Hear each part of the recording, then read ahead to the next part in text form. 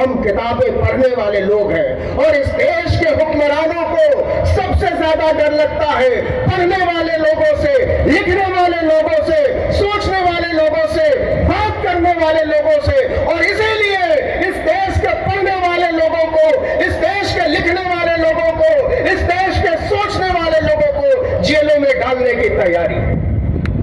क्या कोई गुंडा लफंगा जेल में डाल रहा है? क्या कोई ऐसा आदमी जेल जा रहा है जिससे इस मुल्क के चैनो अमन को खतरा है? नहीं साहब, इस देश में जेल में डाले जा रहे कौन लोग? विश्वविद्यालयों में पढ़ाने वाले लोग, विश्वविद्यालयों में पढ़ने वाले लोग, किताबें लिखने वाले लोग, भाषण देने वाले लोग, विचार करने वाले लोग। क्योंकि आपको पता है कि यह सोच एक दिन आपकी सत्ता को उखाड़ कर फेंक देगी, इसलिए आप हर बात करने वाले आदमी को जेल में डाल देना चाहते हैं। लेकिन अगर आप सोचते हैं या आप हमारी तरह के लोगों को, इधर बैठे लोगों की तरह के लोगों को, आपकी तरह के लोगों को जेलों में डाल देंगे, जेलों को भर देंगे, तो बातचीत करने वाले लोग खत्म हो जाएंगे। किताबें पढ़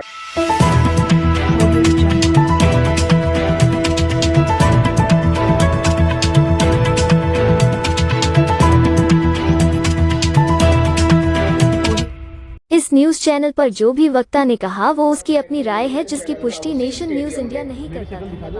फिर कोई गजल का प्रोग्राम था, फिर फाटक बंद करना पड़ा। और मुझे लगा कि इस देश में स्थिति बड़ी अच्छी है, लोग प्रतिरोध के लिए जमा होने लगे, अपनी बात कहने लगे।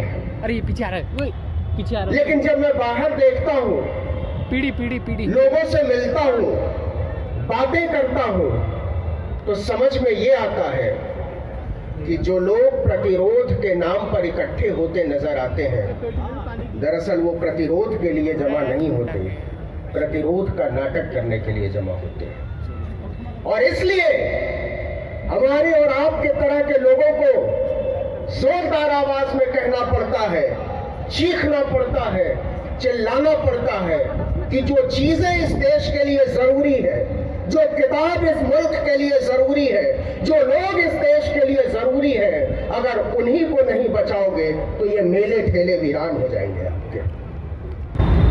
इसलिए हमको एक तमाशबीनों के देश में तब्दील होने से बचना चाहिए भैया। हम सोचने समझने वाले लोग हैं, हम बात करने वाले लोग हैं, हम किताबें लिखने वाले लोग हैं, हम किताबें पढ़ने वाले लोग हैं। और इस देश के हुक्मरानों को सबसे ज्यादा डर लगता है पढ़ने वाले लोगों से, लिखने वाले लोगों से, सोचने वाले लोगों से, बात करने वाले लोगों से। और इसीलिए इस देश के पढ़ने वाले लोगों को, इस देश के लिखने वाले लोगों को, इस देश के सोचने वाले लोगों को जेलों में डालने की तैयारी है। क्या कोई गुंडा लफंगा जेल में डाल रहा है? क्या कोई ऐसा आदमी जेल जा रहा है जिससे इस मुल्क के चैनो अमन को खतरा है? नहीं साहब, इस देश में जेल में डाले जा रहे कौन लोग? विश्वविद्यालयों में पढ़ाने वाले लोग, विश्वविद्यालयों में पढ़ने वाले लोग, किताबें लिखने वाले लोग, भाषण देने वाले लोग, विचार करने वाले लोग। क्योंकि आपको पता है कि यह सोच एक दिन आपकी सत्ता को उखाड़ कर फेंक देगी, इसलिए आप हर बात करने वाले आदमी को जेल में डाल देना चाहते हैं। लेकिन अगर आप सोचते हैं या आप हमारी तरह के लोगों को, इधर बैठे लोगों की तरह के लोगों को, आपकी तरह के लोगों को जेलों में डाल देंगे, जेलों को भर देंगे, तो बातचीत करने वाले लोग खत्म हो जाएंगे, किताबें पढ़ने, लिखने, बोलने, भाषण देने वाले लोग खत्म हो जाएंगे। ये होने वाला नहीं है। आप उम्र तय कीजिए अपनी सत्ता की, आप उम्र तय करिए अपनी नाफरमानियों की, और आप सोचिए कि आने वाले दिनों में इस देश के छात्र, इस देश के नौजवान, इस देश के शिक्षक, इस देश के किसान, इस देश का अल्पसंख्यक, इस देश का पसमानदा, इस देश की औरतें, इस देश के दबे कुचले लोग जब एक साथ खड़े होंगे तो आपकी हालत क्या होगी?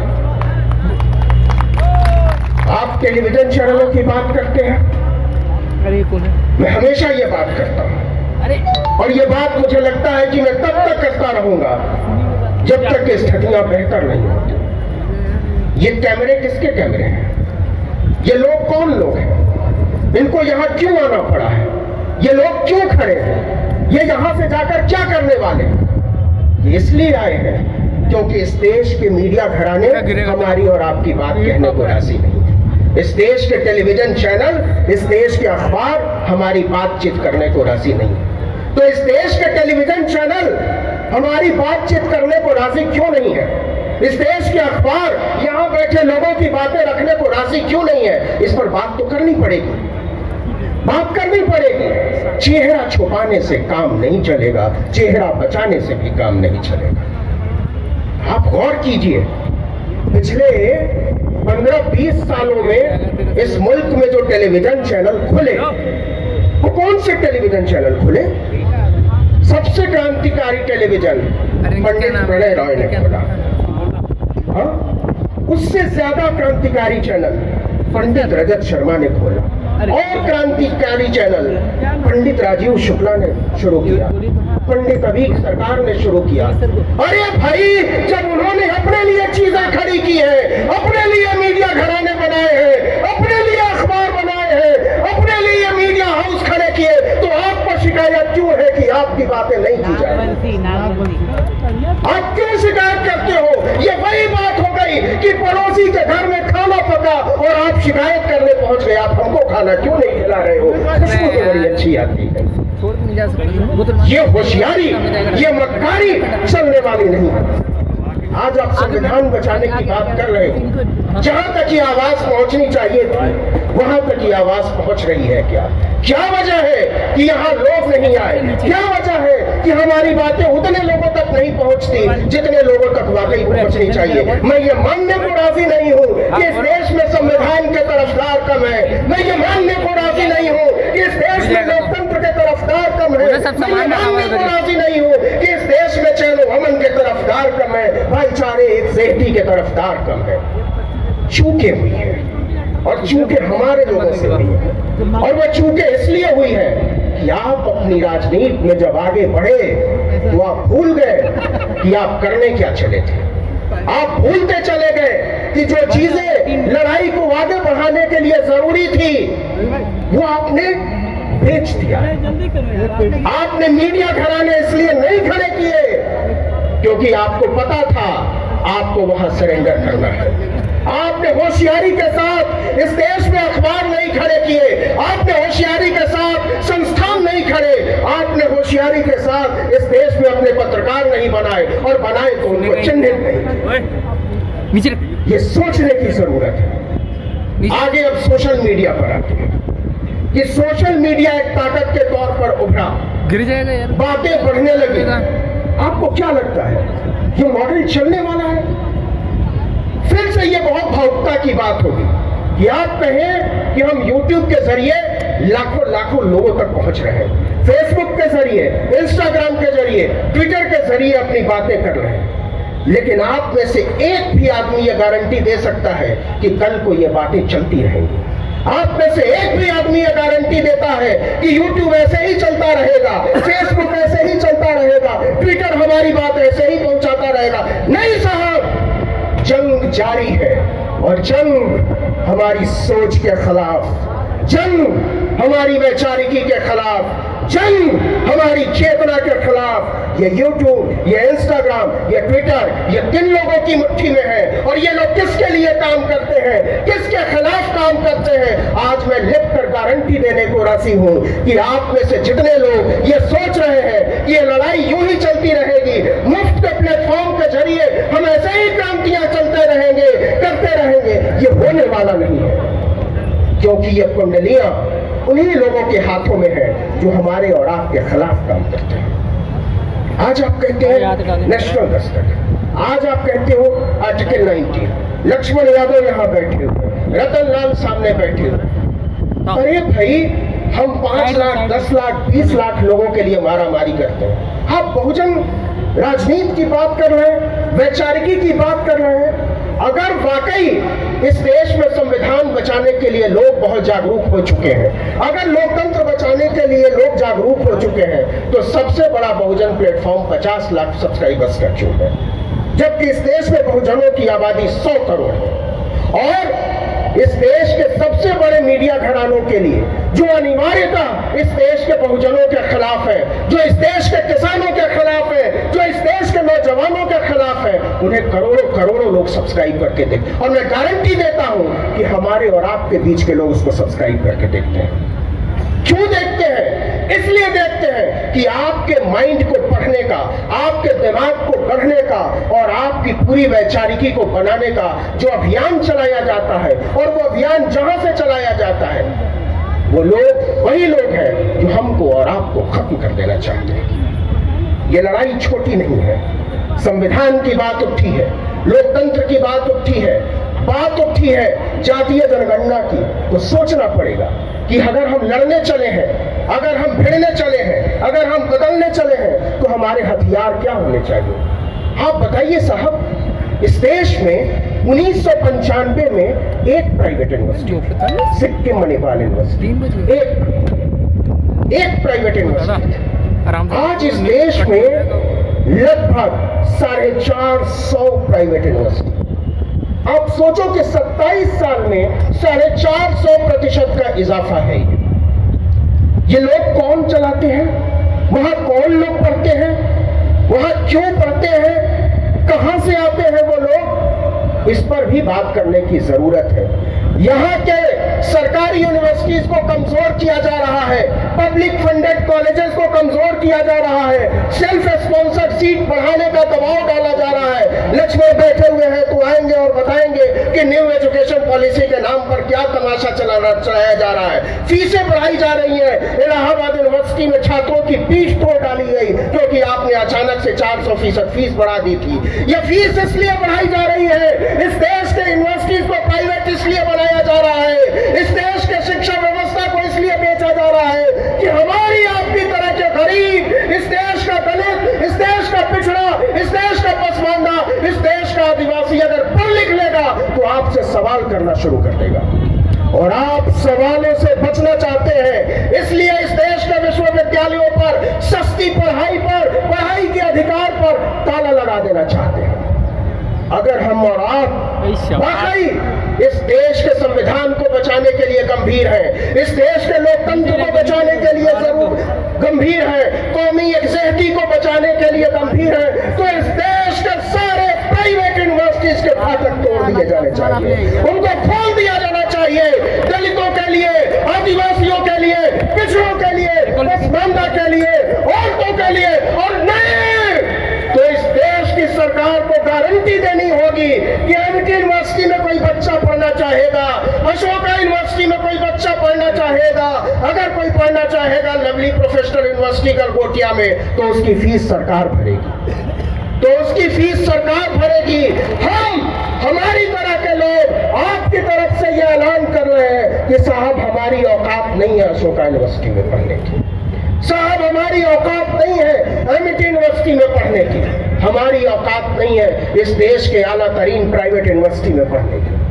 लेकिन अगर आप वाकई बराबरी की लड़ाई पर हो, अगर इस देश को चलाने वाले वाकई ये गारंटी देते हैं और ये कहते हैं डंके की चोट पर कि वो सामाजिक न्याय के पक्ष में है, तो शिक्षा के अन्याय के साथ ये सामाजिक न्याय का ठोंग नहीं चल सकता। हाँ, एकदम परफेक्ट। लेकिन क्या हमारे नेता, क्या हमारे चुने हुए नुमाइंदे ये कहने को तैयार हैं कि इस देश के विश्वविद्यालयों में, इस देश के प्राइवेट विश्वविद्यालयों में इस देश के दलितों, पिछड़ों, आदिवासियों, पसमानदा के एडमिशन की, नौकरी की गारंटी देनी होगी? नहीं है तैयार। क्या आप जानते हैं कि इस देश के आईआईटी में, एम्स में, आईआईएम में कोई पीएचडी नहीं करने देता आदिवासियों को, दलितों को, पिछड़ों को। क्यों पीएचडी नहीं करने देता?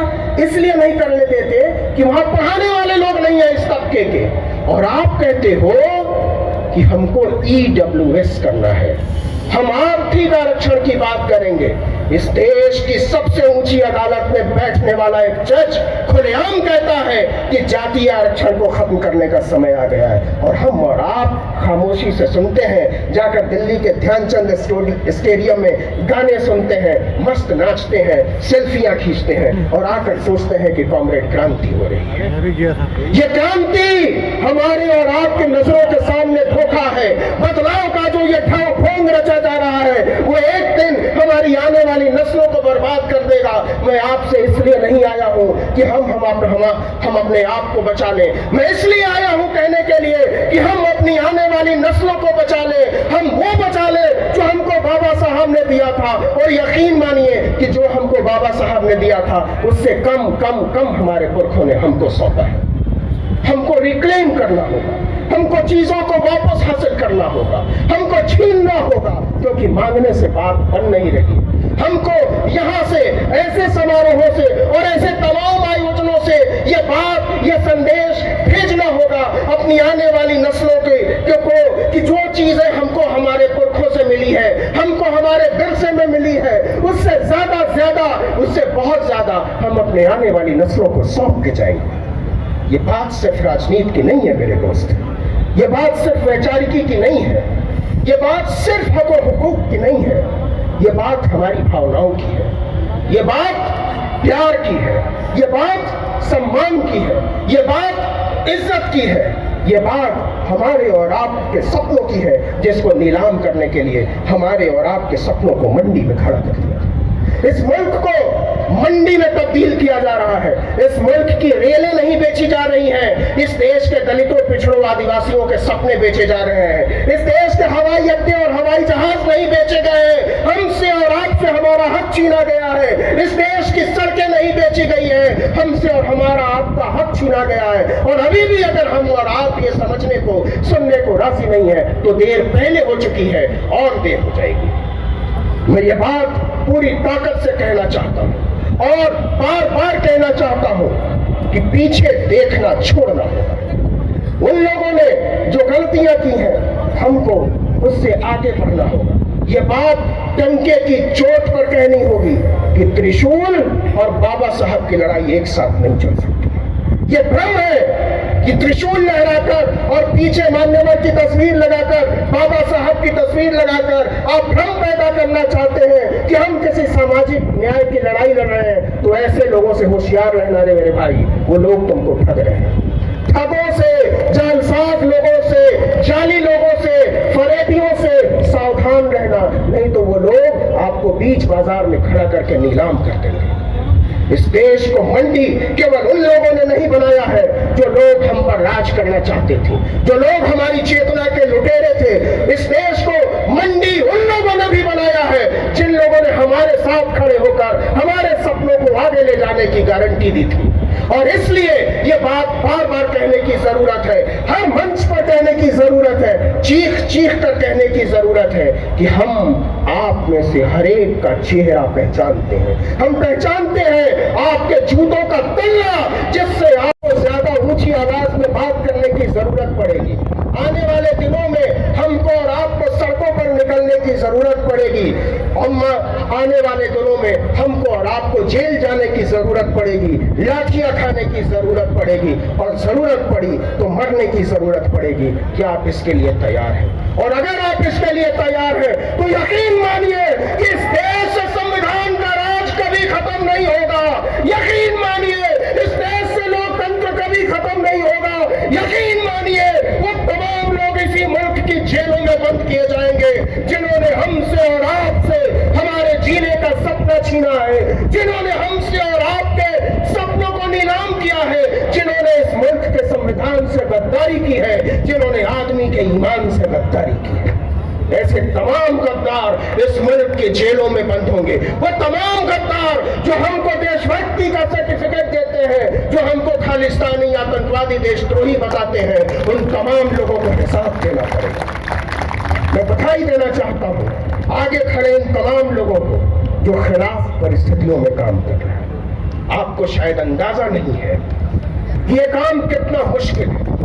आपको शायद अंदाजा नहीं है कि एक वीडियो के पीछे कितनी जद्दोजहद होती है, कितना डर लगता है, कितने सारे खौफ से गुजरना पड़ता है, पूरी रात सोचना पड़ता है कि इस पर हमको बात करनी चाहिए या नहीं चाहिए।